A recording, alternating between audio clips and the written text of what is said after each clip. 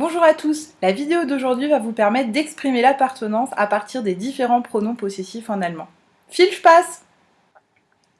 Donc exprimer l'appartenance avec les pronoms possessifs en allemand. Alors les pronoms possessifs, qui sont également appelés adjectifs possessifs en français, c'est en fait l'équivalent de ma, ta, sa, mon, ton, son, notre, votre, leur. Voilà, donc ça c'est en français. En allemand, ça nous donne la chose suivante. Pour ich, donc je, on a mein, donc c'est l'équivalent de mon, ma ou mes. Pour tu, du, on a dein, c'est l'équivalent de ton, ta ou tes. Pour er ou es, on a sein. Et pour sie, on a ir. Sein et ir sont l'équivalent de son, sa ou ses. Pour wir, donc nous, on a unser, qui signifie notre. Pour ihr, nous avons euer, qui signifie votre. Et pour le sie du pluriel, on a ir avec et sans majuscule. Alors le ir sans majuscule signifie leur pour la forme du pluriel, et le ir avec une majuscule correspond en fait à la forme de politesse et signifie votre pour la forme de politesse. Alors, la chose qu'il faut noter, c'est surtout que quand le possesseur est masculin ou neutre, on utilise sein. Par exemple, Erik hat einen Bruder, sein Bruder heißt Karl. Donc Erik est un garçon, donc on utilise sein. Par contre, quand le possesseur est féminin, on doit utiliser ihr. Julia hat einen Bruder, ihr Bruder heißt Paul.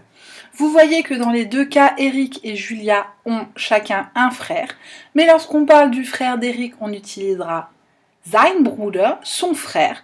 Quand on parle du frère de Julia, on utilisera ihr Bruder, qui signifie pourtant également son frère en français. Donc petit rappel, ça fonctionne exactement pareil en anglais avec his pour le possesseur masculin et her pour le possesseur féminin. Alors, petit rappel aussi, les pronoms possessifs, ils se déclinent et en fait pour se décliner, ils suivent exactement le même modèle que ein, qui est l'article indéfini. Donc là, si ça vous intéresse, je vous renvoie aux vidéos sur la déclinaison.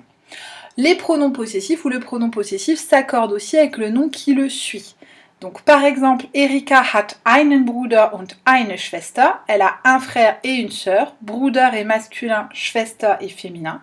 Donc ihr Bruder heißt Max und ihre Schwester heißt Lisa. Donc ihr Bruder, il n'y a rien, hein, c'est un masculin. Par contre, ihre Schwester, étant donné que c'est un féminin, on doit rajouter un E au pronom possessif. Donc là, c'est pareil, je vous invite à regarder les vidéos sur la déclinaison si ça vous intéresse. Pour ce qui est de la trace écrite, je vous demande de recopier la trace écrite suivante dans votre cahier. Donc j'ai mis chaque fois le pronom sujet avec l'adjectif possessif et également un petit exemple pour chaque cas.